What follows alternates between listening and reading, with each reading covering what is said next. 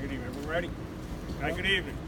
With me tonight is the Chief of Patrol, Rodney Harrison, Assistant Chief Larry Nicuning, the Commanding Officer of Patrol Borough Bronx, Deputy Inspector Thomas Alps, the Commanding Officer of the 4-9 Precinct, and Deputy Inspector Marino from the Force Investigation Division. Before I provide a briefing, I want to remind everyone the information I'm about to provide is preliminary and is subject to change as we are only a couple of hours into this investigation.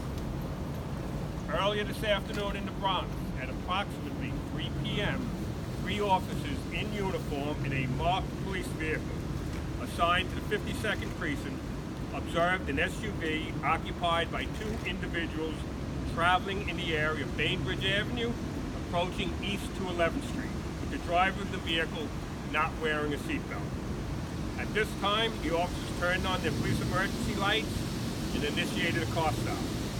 After turning right onto East 211th Street, the vehicle stops for the officers. 2 police officers approached the car on the driver's side, and a sergeant approached the vehicle on the passenger side.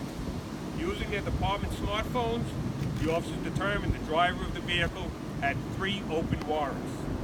The officers then directed the male to exit the vehicle so he could be placed under arrest. As the officers attempted to arrest him outside the vehicle, the male physically resisted and got back into the car. While both front doors on the car are still open, the male initiated a violent struggle.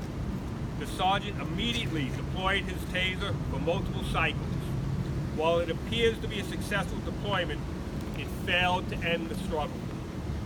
During that struggle, the male shifted the car into drive, moving the car forward and eventually into reverse, with the sergeant inside the vehicle at all times. When the car was put into reverse, the officer on the driver's side had to release his grip on the male and jump out of the way to avoid getting hit by the car. The driver's door then quickly closed. The violent struggle between the male and the officers lasted approximately 1.5 minutes before a shot was fired. It was after the car went into reverse that the sergeant fired 1 round from his service weapon, striking the male in the chest. Officers then removed him from the vehicle and began to render aid. The male was pronounced deceased at St. Barnabas Hospital. The passenger who was in the vehicle at that time was removed unharmed. All 3 officers were taken to a local hospital for evaluation.